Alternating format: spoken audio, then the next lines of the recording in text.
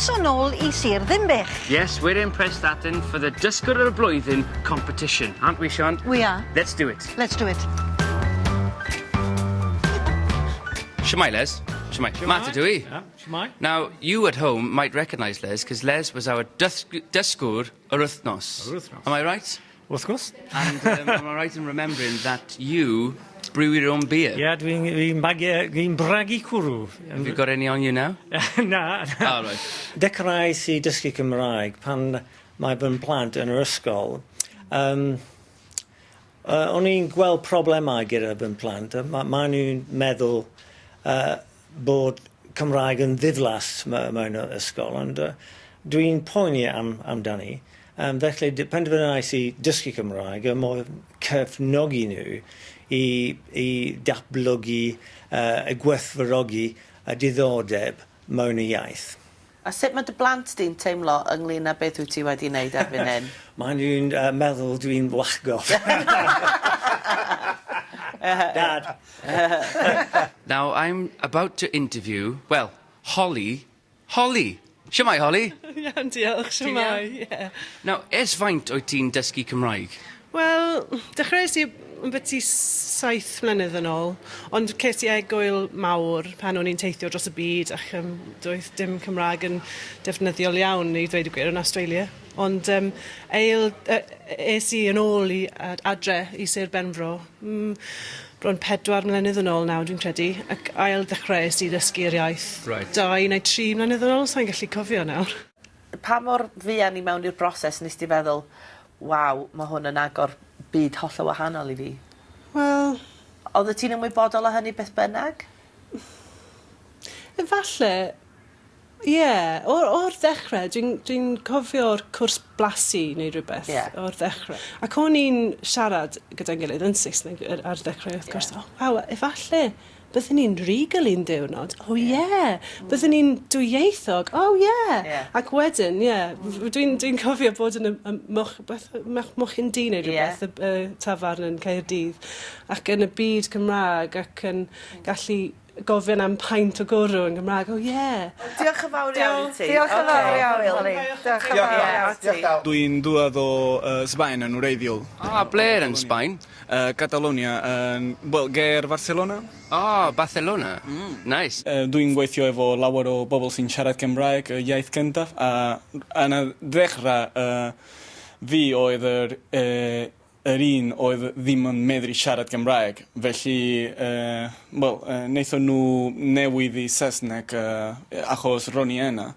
Ond chwarae deg, da ni yn Hemri, da ni'n weithio yn Hemri, a swn i'n licio, dwi'n meddwl mae'n angen I ddysgu Gymraeg os dwi isio aros yng Nghymru achos mae'r iaith gyntaf o'r gwlad yma. Dyma fy marn. Wel, mae hwnna'n agwedd braf iawn. Os ti'n byw yng Nghymru, bod ti'n siarad Cymraeg. Helo. Sut ath I te? Wel, dwi'n dal yn byw, felly dwi'n hapus iawn, ie. Oedd beth o ti'n disgwyl? Wel, mwy neu lai, ond ro'n i'n teimlo yn eitha nerfus. Dipyn bach roedd gen I dipyn bach o ofyn o fod yna, ond dim problem o gwbl. Helo. Craig ab Iago ydy hwn, sy'n dod o Lanllyfni, Dyffryn Nanlle, Gwynedd. Craig, pan ddech chi ar y cychwyn, beth nath I chi droi at dysgu'r Gymraeg? Wel, nath taid fi farw. Dyna fe oedd o. Taid yn byw yn Gaernarfon, ie? Mae teulu fi yn reiddiol o Pengroes. Oedd dad fi yn RAF, so teithio gwmpas. A wedyn, nath o farw, ac dwi wedi bod yn gaddo I fy hun bod fi'n mynd I ddysgu y iaith rhywbryd. A nath o ddim digwydd, so roedd y reswm o'n I teithio ran y byd. Wedyn nath ni ddod yn ôl i'r Cynebrwng, ac o'n i'n just gweld teulu fi gyd yn siarad Cymraeg eto, a meddwl, come on, dwi'n gorau neud o. Mae hyn fel Craig, come on down, dydi? Sut ath pethau?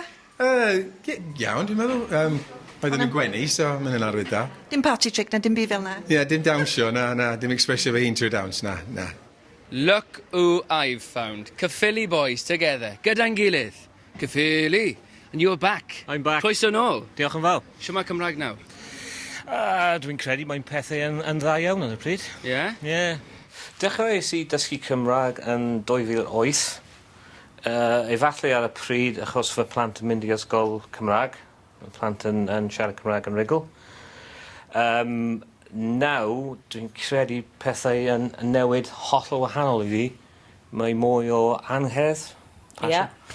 I mi nawr, i defnyddio iaith Cymraeg mas o dosbath yn bendant. Welais i Carol yn y Duke. O, do, nes ti ddod i fanna, do? O, da iawn. Gig hyfryd iawn. So, dwi'n mwynhau pethau. Ges ti dy bres yn ôl? Please. Na, i weld ti wedyn. Mae yna ddwy hefyd yn gwneud eu cyfweliadau dros Skype, sef Joanna Rybelska o Wlad Pwyl, Poland, ac Ann Watkins o Ferthyr Tydfil. Dwi ddim wedi siarad un gair o Gymraeg ers 40 mlynedd yn ôl.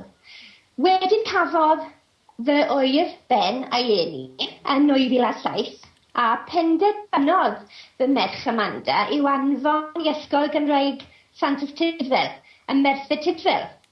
Felly, o ganlyniad, dechreuais i ddysgu Cymraeg unwaith eto.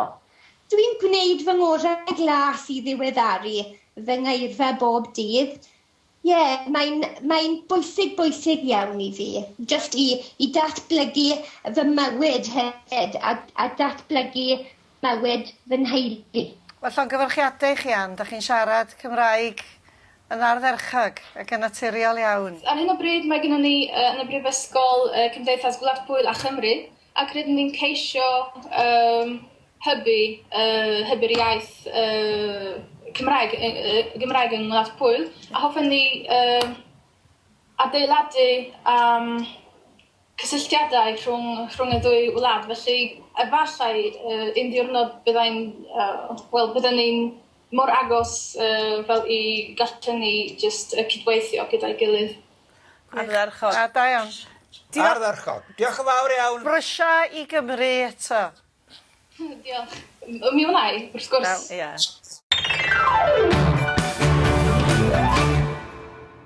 John Les Thomas ydw i. Ar hyn o bryd dwi'n berchen ar dafarn ac yn tu allan i'r Wyddgrug, rhyw 4 milltir yn yr Hendre.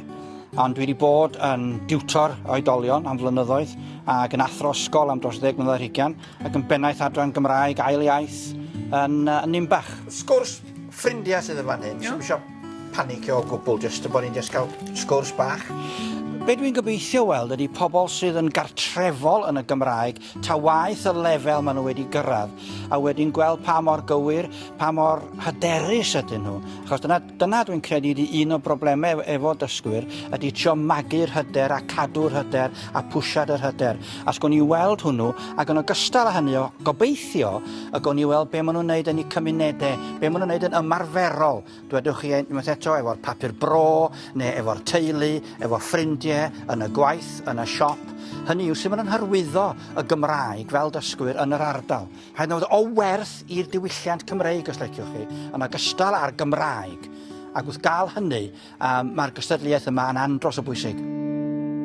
You don't have to be in the top 4 of Dysgwr y Flwyddyn to enjoy the Eisteddfod. No, my friends. You can go to the Eisteddfod and enjoy all the activities there to ymarfer o Cymraeg. Dyma rhai. Siwan Hywel dwi'n gweithio i Ganolfan Cymraeg Oedolion yn Gogledd Cymru. Mi fydda ni yn maes di Lenni efo stondin. Be da ni'n mynd i wneud ydy, da ni'n mynd i fod yn rhoi prospectus i bobl sydd isio dysgu Cymraeg, hefo gwybodaeth am gyrsiau yn Gogledd. Da ni'n mynd i roi pethau allan i ddysgwyr sydd eisoes yn dysgu Cymraeg. A hefyd, fydda ni'n chwilio am Gymru Cymraeg sydd eisiau cefnogi dysgwyr. Fe gynna ni gystadleuaeth y dydd, a hefyd dwi'n gobeithio fe gynna ni fodd i bobl sgwennu lawr pam bod dysgu Cymraeg yn bwysig iddyn nhw. Helo, Catrin dwi, swyddog y dysgwyr efo'r Steddfod Genedlaethol. Dwi wedi bod yn trefnu llawer o weithgareddau a adloniant, cyflwyniadau yn maes D, Pafiliwn y Dysgwyr, o sesiynau blasu Cymraeg i sesiynau blasu Gwyn, cyflwyniadau am hanes yr ardal, seremoni te siapaniad, pometh o bethau ar gyfer dysgwyr o bob lefel, a hyd yn oed os ydych chi jyst eisiau ymarfer eich Cymraeg, mae'n lle perffaith chi ddod i sgwrsio dros baned. Mi fydd yna sesiwn efo Hob a Cerddediaeth gyda sesiwn fyw gyda Ioan Talfryn a Matt Johnson. Da ni hefyd yn mynd i wneud sesiynau maes di ar wasgar. So gweithgareddau allan ar y maes i ddysgwyr, ddim jyst yn maes di. Felly yn bendant fi yna llawer o bethau i ddysgwyr i wneud ar y maes eleni.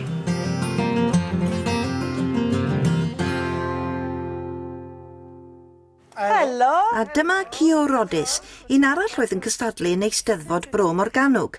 Mae hi'n dod o Japan yn wreiddiol, ond rwan yn byw yn Rhan, ger Llantrysant.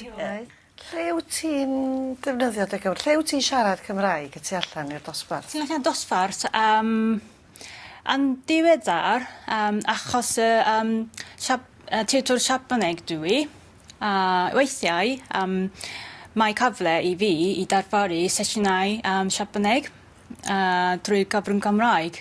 Wow. Ia, sesiynau o ran diwylliant a iaith y Siapan. Enghraifft, yn diweddar, ces cyfle i darparu, ei wneud yn ysgol Cymraeg, ble sy'n darparu Bacalaureaeth Cymru. Sut oedd ti'n teimlo? Chydig o'r nerfus, ond dwi'n hapus i dod yma. Am pam oedd ti'n moyn dysgu Cymraeg?